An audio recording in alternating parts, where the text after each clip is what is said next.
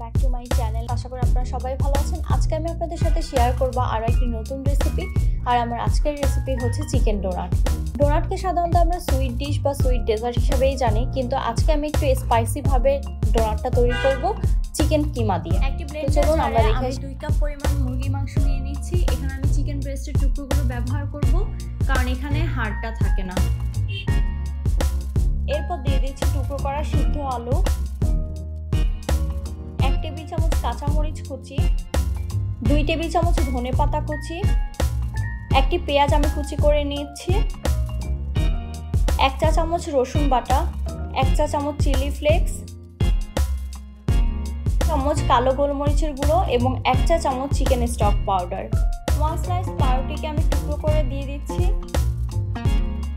সবশেষে দিয়ে দিব 1/2 চা চামচ লবণ। এরপর আমি জারে ঢাকনা লাগিয়ে ব্লেন্ড করে নেব। ব্লেন্ড করা হয়ে গিয়েছে। এবার মিশ্রণটিকে আমি একটি বাটিতে তুলে নিচ্ছি। এরপর আমি মিশ্রণটির মধ্যে দিয়ে দিচ্ছি 2 টেবিল চামচের মতো কর্নফ্লাওয়ার। এরপর আমি কর্নফ্লাওয়ারের সাথে মিক্সচারটি ভালো করে মিক্স করে নিব। এখানে একটা টিপস বলে দিই, আপনারা কখনোই বেশি পরিমাণে আলু ব্যবহার করবেন না। আলু ব্যবহার করলে স্টিকি ভাবটা থাকবে না। আপনারা দেখতেই পাচ্ছেন যে আমার মিক্সচারটি কি সুন্দর করে স্টিকি ভাব চলে এসেছে, যেটা কিনা ডোনাট বানানোর জন্য পারফেক্ট। এবার ডোনাটটা বানানো আপনাদেরকে দেখাবো। তবে ডোনাট বানানোর জন্য এখানে আমি কোনো ধরনের প্যান ব্যবহার করছি না, জাস্ট হাতেই আপনারা ডোনাটের সাইজটা করে নেবেন। আমি ভিডিওতে যেভাবে দেখাচ্ছি আপনারা ঠিক সেভাবে ট্রাই করলে ডোনাটটা তৈরি হয়ে যাবে। আমার সবগুলো ডোনাট বানানো শেষ। দেখুন কি সুন্দর করে সাইজ হয়ে গিয়েছে সবগুলো। এবার এটাকে আমি নর্মাল ফ্রিজে 15 থেকে 20 মিনিটের জন্য রেখে দিচ্ছি। একটি প্লেটে আমি পরিমাণ মতো ব্রেড ক্রাম্বস নিয়ে নিচ্ছি এবং আরেকটি বাটিতে আমি 2টি ডিম ভেঙে নিয়ে নিচ্ছি।